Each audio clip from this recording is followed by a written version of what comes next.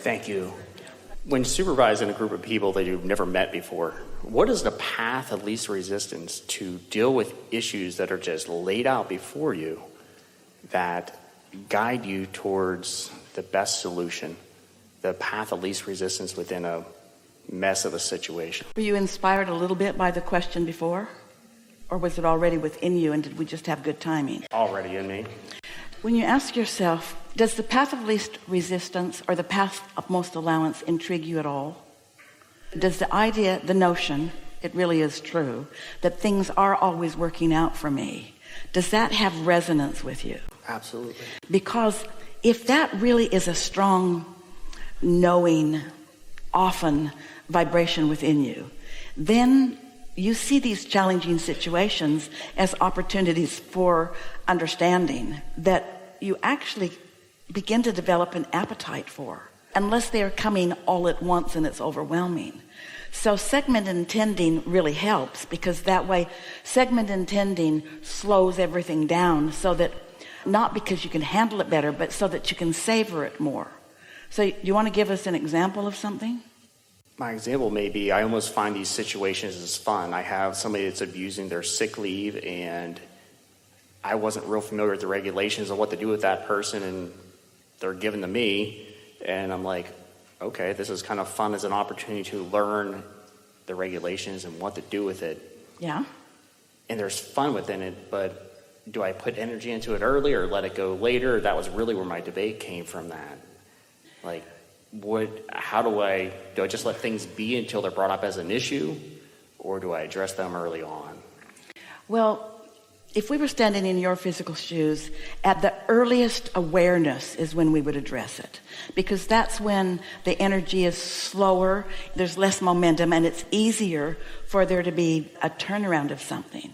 And so that awareness thing is helpful. So give us a more precise example.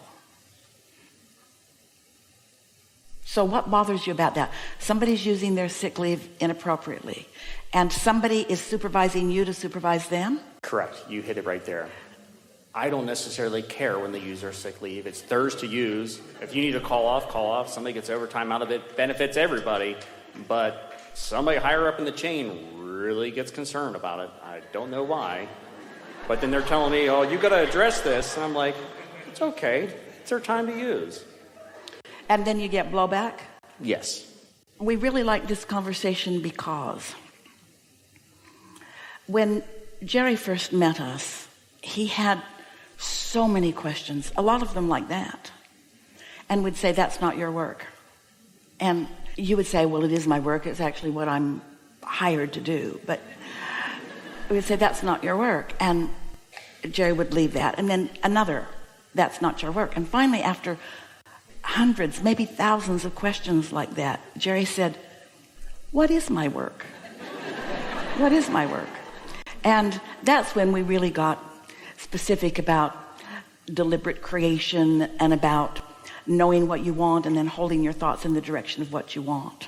So let's say you've had an experience where someone is supervising you to supervise someone, and you have more of a let's let things work themselves out sort of thing, and you're looking for the path of least resistance rather than the rightness or the wrongness in it. And have any of you noticed, even at the highest levels of your judiciary systems, that there is a lot of debate about what's the right and what's the wrong? It's really open to speculation and interpretation. Sort of makes you wonder why you ever tried to keep any rules, doesn't it? Because everything feels the way it really is. It's arbitrary because it's the law of attraction in action that's producing things. And so if you can softly say this to yourself, not to your supervisor, but let this be something that you're holding in your thought process for a little while, that you're not looking for the rightness or the wrongness in policies that have been established in order to what? Have smooth flow of things, have greatest production of things, have the happiest work environments. In other words, all the reasons for all those rules and rights and wrongs, they're well-intentioned.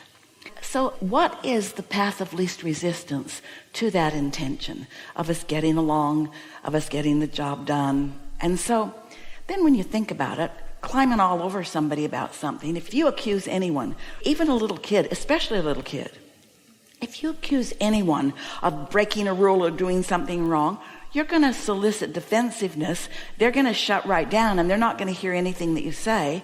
And if you demand that they hear you, they will get really good at deception, because everyone is wired from source for freedom to create and freedom to choose. And so when you get in sync as a supervisor with these laws, with this powerful way that it goes, and you're not pushing back against your supervisor, you're understanding that person's just doing their job, and that's okay, and I'm just doing my job in a different way, and you're allowing them to feel the way they feel. You're not evoking defensiveness from them by defending your position. You're defending your position with universal energy. You're in sync with source energy that is on the side of freedom, on the side of free will, on the side of opportunity to explore, on the side of people figuring things out. Nobody wants somebody else standing over them and telling them what to do. It steps all over your creative toes. And so if you can stand in a sort of playful attitude, keep it to yourself as best you can, don't let other supervisors see it, of the ingenuity that people are discovering in order to have everything they want. They want the job, they want the income, they really do want to do well. They also want to live a life. They also want to have more things in their life than just that. They're trying to take the path of least resistance. Ooh, and you as a supervisor, if you want to be a supervisor like your inner being is, help them find the path of least resistance.